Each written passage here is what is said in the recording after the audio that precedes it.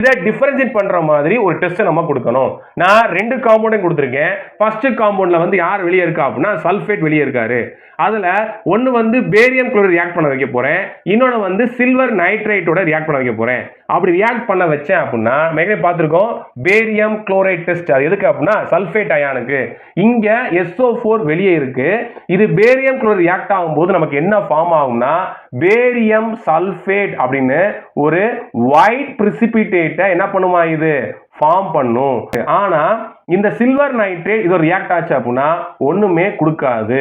அப்ப barium chloride வச்சு react பண்ணோம் அப்படின்னா சல்ஃபேட் ரியாக்ட் ஆகி பேரியம் குளோரைடு வர்றப்ப இந்த காம்பவுண்ட்ல சல்ஃபேட் அயன் வெளியே இருக்கு அப்படின்னு நம்ம என்ன பண்ணிடலாம் டிஃபரன்ஷியேட் பண்ணிடலாம்.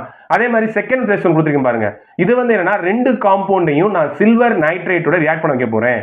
இந்த காம்பவுண்ட்ல Cl கவுண்டர் அயான் வெளியே இருக்கு. இது சில்வர் நைட்ரேட் ரியாக்ட் ஆகும்போது எனக்கு கர்டி ஒயிட் பிரிசிபிட்டான சில்வர் குளோரைடை கொடுக்கும். ஆனா இந்த காம்பவுண்ட் சில்வர் நைட்ரேட் ரியாக்ட் ஆகும்போது எனக்கு எந்த ஒரு பிரிசிபிட்டேட்டும் கொடுக்காது. அப்ப கவனிங்க, in both the tests the ions present outside the coordination sphere, sulphate அயனா இருக்கட்டும் இல்ல குளோரைட் அயனா இருக்கட்டும் ரெண்டுமே வெளியே இருக்கு. So answer their corresponding test. அப்ப சல்ஃபேட் அயன் வெளியே இருந்துச்சு அப்படின்னா அது பேரியம் குளோரைடு ரியாக்ட் ஆகி உங்களுக்கு ஒயிட் பிரிசிபிட்டேட் கொடுக்கும்.